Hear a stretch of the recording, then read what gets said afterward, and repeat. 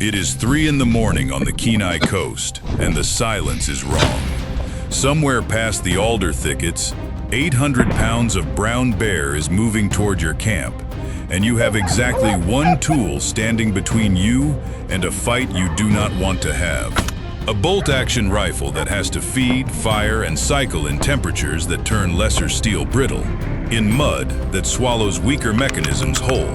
This is not a hunting trip. It is a survival exam. So today we are ranking the 5 rifles that pass that exam without flinching.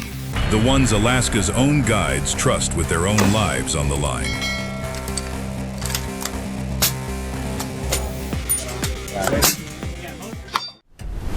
Number 5 on our list is the Browning X-Bolt Stainless Stalker. And look, this rifle proves that push-feed actions can still be trusted in serious country, provided the engineering behind them is serious too.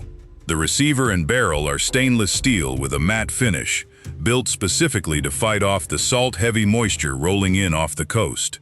The barrel sits free-floated, with the action glass bedded at both the front and rear recoil lugs, so temperature swings will not warp the stock and throw off the barrel's natural vibration. The locking system uses 3 solid lugs with a throw of only 60 degrees, short enough that you can run the bolt fast without your knuckles ever clipping a large objective scope. Here is the mechanic's insight that actually matters in the field. Browning's feather trigger uses a 3-lever mechanical design that breaks clean, with 0 creep and almost no over-travel. Like snapping a dry icicle instead of dragging a fingernail across rough ice. That matters, because a crisp break means your brain stops anticipating the shot, and anticipation is exactly what pulls a bullet off target when an animal is closing distance. Browning also backs this up with their X-Lock mounting system, using 4 screws per base instead of the usual 2, so your optic stays locked down even after the rifle takes a hard fall on the rocks. For recoil, the Inflex technology pad uses directional ribs to pull the top of the stock down and away from your face, turning what should feel like an angry mule kick into more of a firm shove off the shoulder. Now here is my one gripe, and it is a financial one, not a safety one. This rifle feeds from a removable rotary magazine that sits flush with the great for protecting your ammunition from the weather. But proprietary magazines always cost more to replace and stock up on than a standard box magazine would. That is not a deal breaker. It is just the tax you pay for that clean, weatherproof profile. Sitting at number 4 is the Kimber 84M Adirondack. And honestly, this rifle is what happens when an engineering team decides that every single ounce is the enemy. If you are chasing Dall sheep up the Chugach Range or working your way across vertical rock faces after mountain goats, exhaustion is not just uncomfortable. It is the thing that makes you miss. The Adirondack tips the scale at roughly 4 pounds 13 ounces, a number that sounds almost fictional for a rifle built to handle serious cartridges.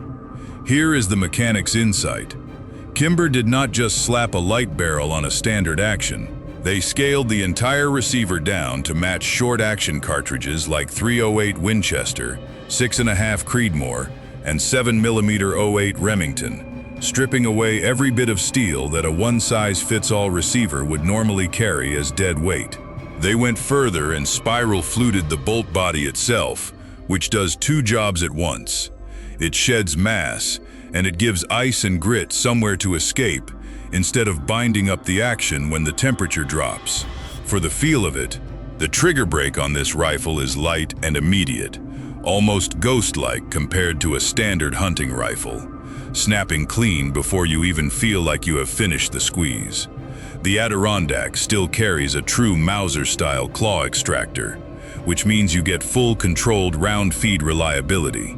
The same safety margin a dangerous game rifle offers, packed into a frame that weighs about half as much. The 18-inch stainless barrel is short and quick through alder thickets, and it comes threaded 5/8 by 24 right from the factory for a suppressor or muzzle brake.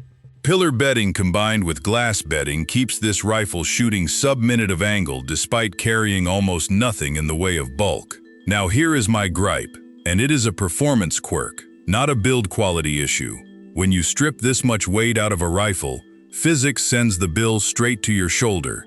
Recoil on the Adirondack is noticeably sharper than on a heavier hunting rifle, more of an angry shove than a polite tap. Kimber tries to soften that with a thick Pochmeyer decelerator pad, and it helps, but make no mistake, this is a specialist's tool, not a rifle for someone who flinches at recoil. Number 3 is the Ruger Hawkeye Alaskan, and if the Adirondack is a scalpel built for mountains, this thing is a broadsword forged for brush country. There is no subtlety here, and there should not be. This rifle exists for one purpose: close-range encounters with apex predators where hesitation gets you killed. The receiver is investment-cast stainless steel, built thick and unapologetic, paired with a massive non-rotating Mauser-style claw extractor that grips the case rim the instant a round leaves the magazine. Here is the mechanic's insight, and it is a smart one. Instead of the small spring-loaded plunger ejectors you find on push-feed actions, the kind of tiny parts that freeze solid or jam up with glacial silt, Ruger uses a fixed-blade ejector. Pull the bolt back slow, and the empty case drops gently at your feet. Rip it back hard, and that same case gets thrown clear with violent force. One simple piece of steel, doing a job that smaller moving parts tend to fail at when the mud and ice show up. The 20-inch barrel is cold hammer forged for a long service life, and because this rifle is built around heavy hitters like .375 Ruger and .338 Winchester Magnum, Ruger threads on a removable radial port muzzle brake to tame that recoil and get your sight picture back fast for a follow-up shot. Worried about the blast from a brake, Ruger ships a muzzle weight that swaps in and keeps the barrel's harmonics exactly the same, so your point of impact never shifts. The Hogue overmolded stock bonds soft rubber directly over a fiberglass skeleton, so your grip stays locked in, even soaked through with rain or blood. At right around 8.1 pounds, this is a heavy, nearly indestructible platform, built to survive in bear country, full stop. Now here is the thing. I genuinely do not have a complaint to put on this rifle. No flaw worth manufacturing here. But let's be honest about who this is not for. If you are hunting on a budget, or if you are after a light mountain rifle for long approach hikes, the Hawkeye Alaskan is going to punish you on both weight and price.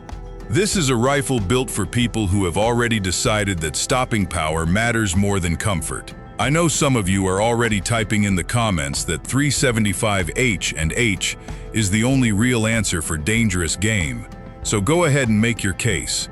Drop it below. Taking the runner-up spot is the Tikka T3X Lite Stainless, a rifle that came out of Finland and quietly rearranged the entire affordable hunting rifle market. Built on the same production line as the premium Sako rifles, this is where world-class metallurgy meets a price tag that will not make your wallet flinch.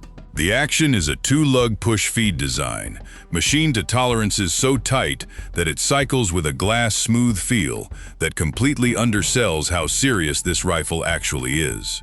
Here is the mechanic's insight.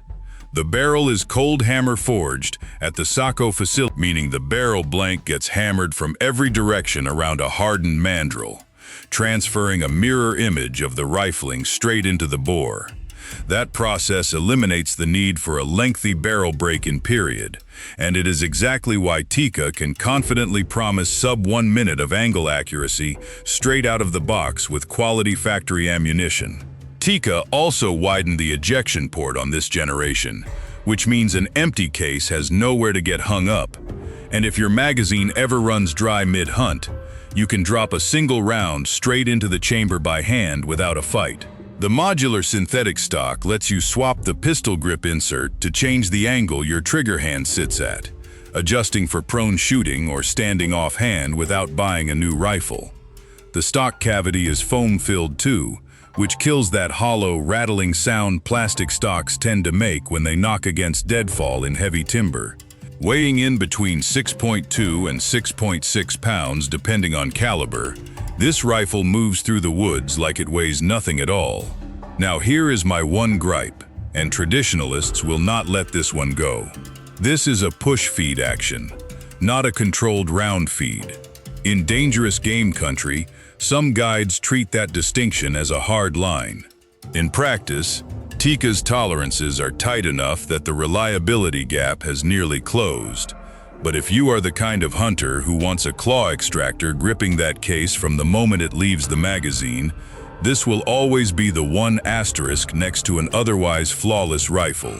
This one earns its spot fair and square, but wait until you see the rifle sitting at number 1.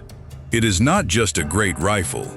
It is the reason Alaska itself put a piece of hunting history on the state record books. Taking the crown as the single best hunting rifle for any trip into Alaska is the Winchester Model 70 Extreme Weather SS. Here is the legend behind this rifle.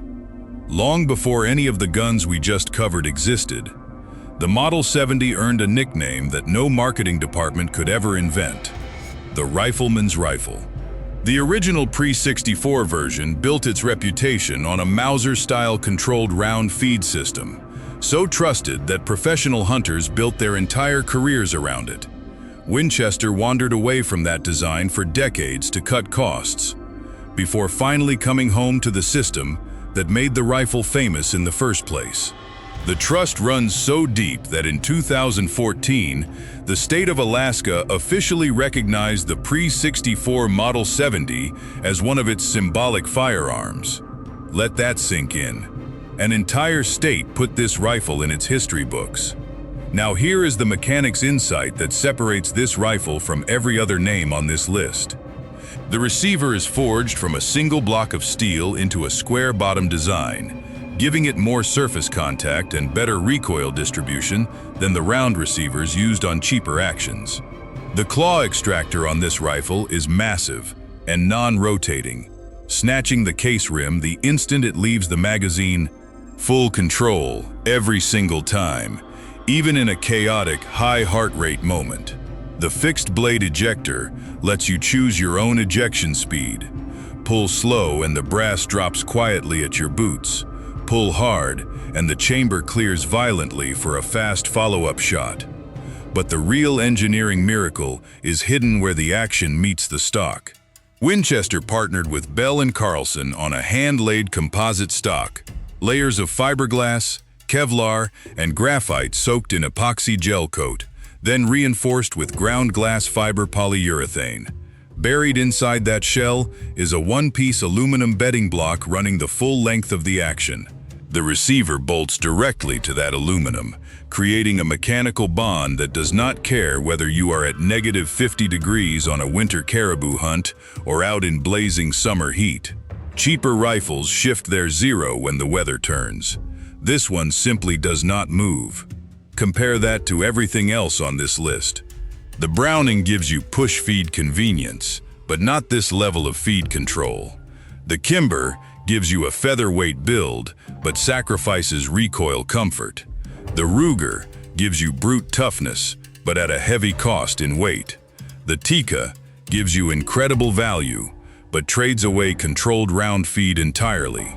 The Model 70 is the only rifle here that refuses to trade away a single one of those advantages. It does not specialize in one strength while accepting a weakness elsewhere. It simply wins in every category that matters when your life is on the line. The barrel is free-floated, fluted stainless steel with a recessed target crown to protect the rifling from rocks and rough handling in a bush plane's cargo hold. It is not threaded from the factory, which costs it nothing in performance, but does mean suppressor fans will need a gunsmith. Trigger control comes from the MOA trigger system. Zero take-up, zero creep, zero over-travel, breaking clean between 3 and 5 pounds. A classic 3-position wing safety lets you lock the firing pin while still cycling the bolt to clear a chamber safely, and a thick black Pochmare decelerator pad tames the recoil of any Magnum cartridge you load into it.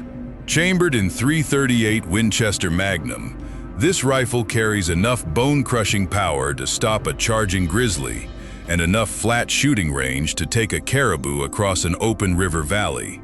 At a price landing somewhere between $1,300 and $1,799, the Winchester Model 70 Extreme Weather SS is not just the best rifle on this list. It is the rifle every other name on this list is quietly trying to imitate. So there you have it.